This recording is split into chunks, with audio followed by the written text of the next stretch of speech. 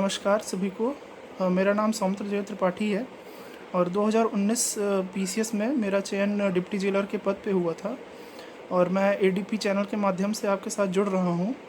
और 24 तारीख को जो प्रीलिम्स एग्ज़ामिनेशन होना है पीसीएस का, उसके बारे में कुछ टिप्स देना चाहता हूँ मैं आप लोगों को। तो जिसमें कि सबसे पहले है कि माइनस मार्किंग से कैसे बचा जाए। तो सबसे पहले तो मैं ये कहना चाहूँगा कि माइनस मार्किंग के लिए आप पेपर को 2-3 राउंड में कंप्लीट करने की कोशिश कीजिए, जिसमें कि पहले राउंड में आप वो क्वेश्चंस करिए जिसमें आप 100% श्योर हैं, और सेकंड राउंड में वो क्वेश्चंस करिए जिसमें आप 50-50% श्योर हैं। तो इससे ये हो जाएगा कि 2 राउंड में अगर आप सीरियस कैंडिडेट रहे हैं ड्यूरिंग प्रिपरेशन तैयारी के समय पे, तो आपको ये फ़ायदा हो जाएगा कि आप 120 से 125 क्वेश्चन जो हैं वो 2 राउंड में कंप्लीट कर लेंगे। अगर नहीं होते हैं तो आप थर्ड राउंड पे जा सकते हैं इसी तरीके से। तो एक तो ये पॉइंट हो गया आपका माइनस मार्किंग का। माइनस मार्किंग से बचने की कोशिश कीजिएगा, जिसमें आप श्योर हो वही वाला अटैम्प्ट करिए। और फिर उसके बाद आती है बात कि अब देखिए इस समय कुछ नया तो पढ़ना नहीं है आप लोगों को, तो नया पढ़ना या डिस्कस करना वो बेकार है इस समय, या किसी भी दोस्त के साथ डिस्कशन इस समय मत कीजिए जो कि नई चीज़ें उससे पता चले हैं, ऐसा कुछ है। रिवीजन करना इस समय बहुत ही ज़्यादा ज़रूरी है और मन को स्थिर रख कर आप अपना रिवीजन करिए। और मन को स्थिर रखने के लिए आपको जो करना पड़े आप वो कीजिए। आप थोड़ी देर के लिए गाना सुन लीजिए, थोड़ा कोई सीज़न जो आते हैं वो देख लीजिए। तो इस तरीके से आप मन को अपना स्थिर रख सकते हैं और रिवीजन कर सकते हैं उसके साथ, क्योंकि मन स्थिर रहेगा तो जो आप रिवाइज़ करेंगे तो उसमें अगर पहले कोई भूली हुई चीज़ रहेगी वो आपको फिर आगे एग्ज़ाम में अच्छे से याद रहेगी। और अपने ऊपर कॉन्फिडेंस रखिए कि आपने जो भी पढ़ाई की हुई है वो व्यर्थ नहीं जाने वाली है। आपकी जो मेहनत है वो कभी व्यर्थ नहीं जाएगी और वो आपको एग्ज़ाम में 100% हेल्प करेगी किसी भी तरीके से। तो एक तो ये चीज़ हो गई।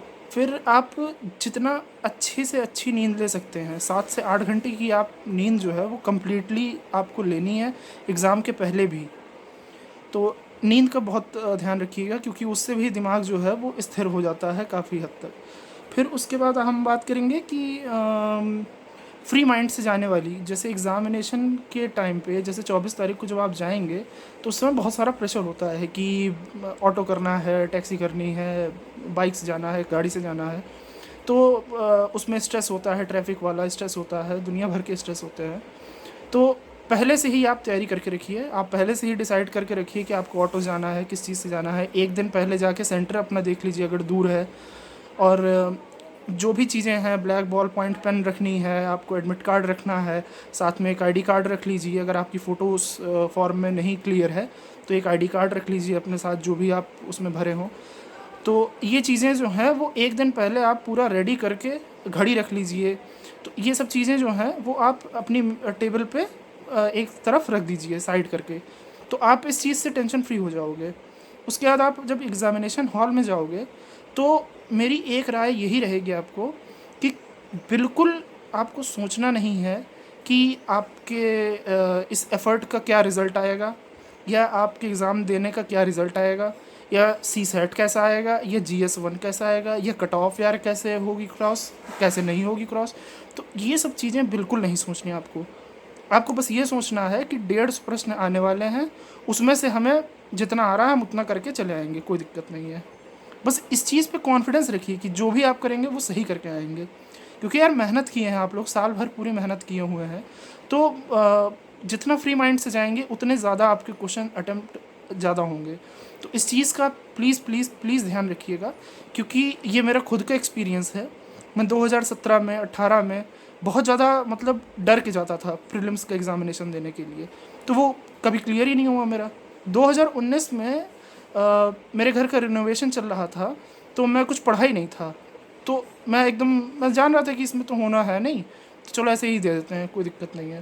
मैं थोड़ा बहुत करंट अफेयर्स पढ़ा था, उसी के बेसिस पे जाके मैंने प्रीलिम्स दिया और वो क्लियर हो गया। और वही एक बार मेरा बस प्रीलिम्स क्लियर हुआ, मैंने मेंस के लिए तैयारी की अच्छे से, मेंस में हुआ, फिर उसके बाद मेरा डिप्टी जेलर के उस पर सिलेक्शन हो गया फाइनल रिज़ल्ट में। तो मैं ये कहना चाहता हूँ कि जितना भी फ्री माइंड से आप तैयारी करेंगे उतना आपको फ़ायदा मिलेगा।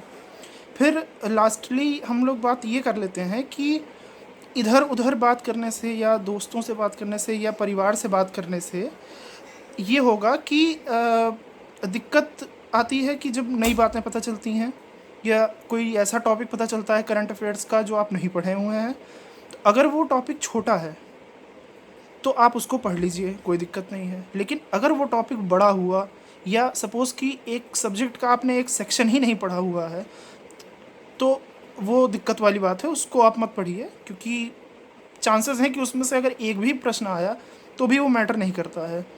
क्योंकि अभी आप अगर नया टॉपिक पढ़ना शुरू करेंगे तो उसमें 4 से 5 घंटा लग जाएगा, और उस 4 से 5 घंटे में अगर आपने अपना जो पढ़ा हुआ है उसको रिवाइज़ कर लिया तो उसमें से 6 से 7 क्वेश्चंस फंस जाएंगे।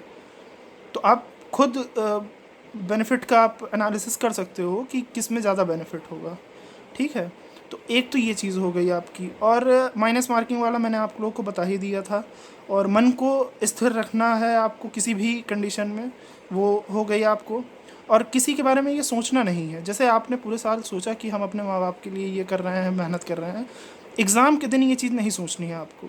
एग्ज़ाम के दिन बस आपको ये सोचना है कि आपने जो 1 साल तैयारी की हुई है उसको निचोड़ के आपको इस पेपर में देना है बस। पूरी एकाग्रता के साथ आप मेहनत किए हुए हैं तो आपका रिज़ल्ट 100% अच्छा आएगा। इस चीज़ के लिए आप श्योर रहिए। नींद आपको पूरी लेनी है, फिर जितना फ्री माइंड से आप जाएंगे एग्ज़ामिनेशन हॉल में उतने ज़्यादा आपके प्रश्न सही होंगे। और इस चीज़ को मैं लिख के आपको दे रहा हूँ कि जितना फ्री माइंड से आप जाएंगे उतने ज़्यादा आपके क्वेश्चंस जो हैं वो सही होंगे। और बाकी रही बात कि अनुराग सर की, तो अनुराग सर ने तो आप लोगों को वीडियोस में देख रहा था, सर की प्लेलिस्ट देख रहा था अनुराग भैया की, तो अनुराग भैया ने कई सारे उसमें वीडियोस भी दिए हैं एडीपी क्लासेस वाले, और अपना टेलीग्राम चैनल पे भी सर देते रहते हैं। तो भैया से मेरी बात होती रहती है, तो मैं जानता हूँ कि उनके कंटेंट जो हैं वो अच्छे हैं। तो इसलिए बस यही है आशा मेरी कि भैया का ग्रुप जो है वो और बड़ा हो और लोग बेनिफिट हों भैया से, क्योंकि भैया की जो नॉलेज बेस है अनुराग भैया की वो काफ़ी अच्छी है। तो इसलिए मैं भी भैया से कनेक्ट हुआ, क्योंकि मुझे भी भाई आगे पीसीएस देने हैं, मुझे भी आगे एसडीएम के पद पे चयनित होना है। तो हर जगह से आप लोग सीखते रहिए और कहीं अपने आप को लिमिट करके मत रखिए। और जितने मैंने पॉइंट आपको बताए हैं उसको थोड़ा बहुत अगर समझ में आता है आपको तो उसको प्लीज़ फॉलो करिए, और आपका रिज़ल्ट मैं श्योरिटी लेता हूँ कि आपका रिज़ल्ट अच्छा होगा अगर ये सब चीज़ें आप अपने दिमाग में रखते हैं। तो ठीक है, एडीपी चैनल के माध्यम से आप लोगों के साथ जुड़ा, बड़ा अच्छा लगा, और कोशिश रहेगी कि आगे भी ऐसे ही जुड़ता रहूँ आप लोगों के साथ। और ठीक है, best of luck for your PCS examination on 24 अक्टूबर। और सब आपने मेहनत की है तो ईश्वर जो है वो देख रहा है और आपको ज़रूर उसमें सफलता प्राप्त होगी।